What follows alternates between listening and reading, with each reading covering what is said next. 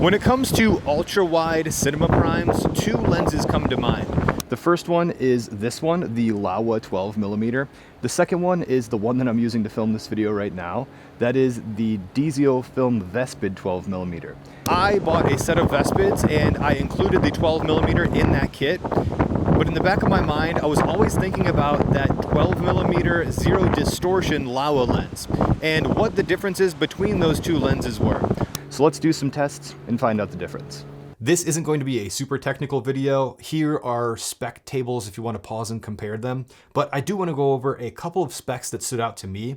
The first one is filter threads. A big surprise for me was I can use VNDs with the 12mm that I already own. Having a 77mm front filter thread is very nice because all of my other Vespids are also 77mm. If I want to use the 12mm Laowa on a gimbal with my FX3, I either have to use a clamp-on matte box or buy a dedicated 95mm VND if I want to keep it as lightweight as possible.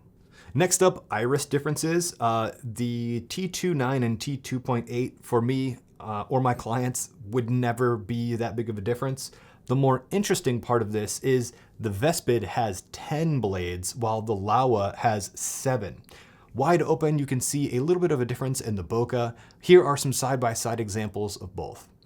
Also, if you stop way down, you'll get slightly different star shapes on bright lights. Here is a side-by-side of that as well.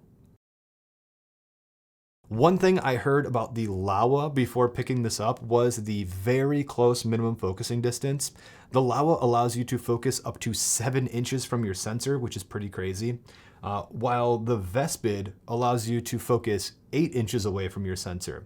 I feel like both of these are good enough for me for what I'll be using them for, and I'm actually pretty surprised at the minimum focusing distance of both of these lenses. Before we jump into more Vespid versus Laowa tests, I want to take a break to thank today's sponsor, Artlist. Artlist has over 400,000 high-quality assets available for you to use in your personal and commercial projects.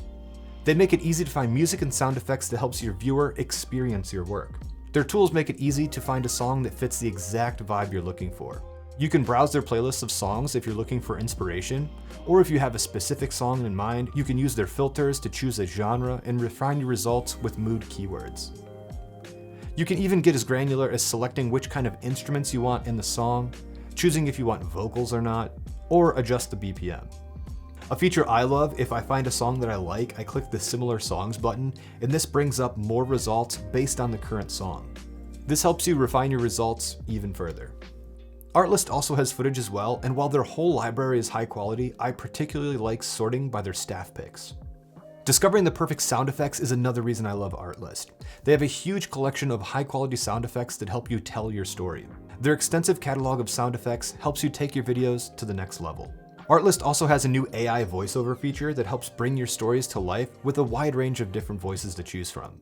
From voices that speak with precision and elegance in every word, to a relatable, down-to-earth guy, and everyone in between.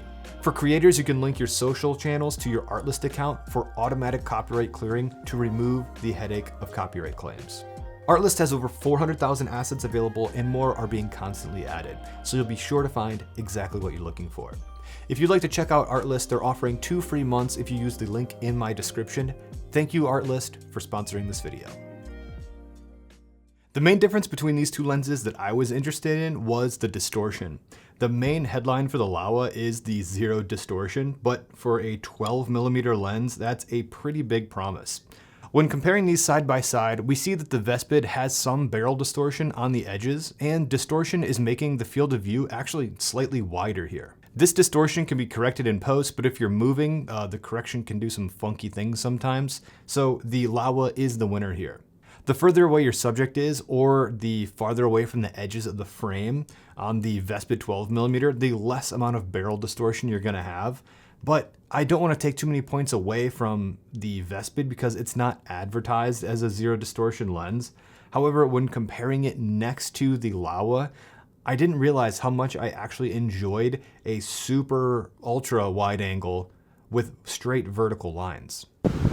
This is a test with the Laowa 12mm, and I don't think I'm gonna get those geese to fly through the frame again. DZOFilm Vespid 12mm. What is the difference between the Vespid and the Laowa? Will this test footage show us? Who knows? What's crazy is I got 2 job offers.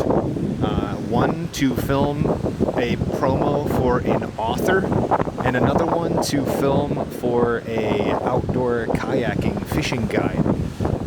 Both of them came up to me because I was just using my camera, doing lens tests, like minding my own business. And they came up to me and said like, hey, I saw your camera. I'm looking for a videographer. Can you do this for me? So it's crazy that like 2 lens tests turned into potentially 2 jobs. And both of them asked me for my card, and I don't have any right now. So bring more cards next time. Something to note here, at 12mm, there will always be some kind of distortion happening. If you have your camera pointed horizontally at the ground with the Laowa, all of your vertical lines will remain perfectly straight. However, if you point your camera above or below the horizon line, that's when perspective distortion gets introduced, and I don't think there's anything either of these lenses or any lens can do to fix that. The only way to fix that, to the best of my knowledge, is to just level out your camera, and then that will fix the perspective distortion issue. But to say a lens is 0D, zero distortion, is kind of a lot of marketing hype in my opinion.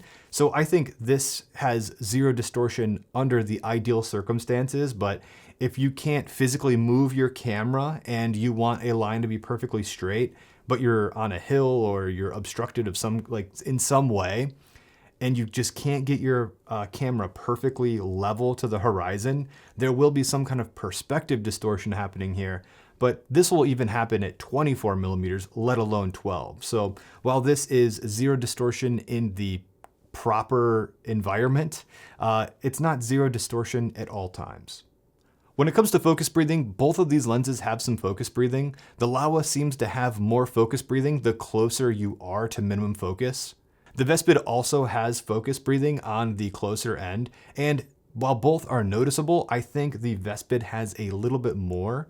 I don't think one is better than the other here. I think it's both pretty noticeable, but at 12mm, I don't know how many focus racks you're going to be doing.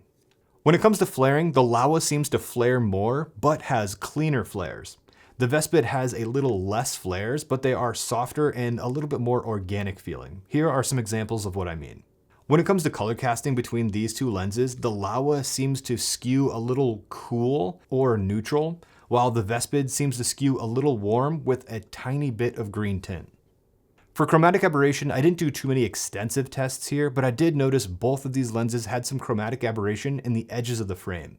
Wide open, the Laowa was more controlled. By T5.6, they both cleaned up, but the 12mm Vespid wide open did look a little bit more vintage than the Laowa.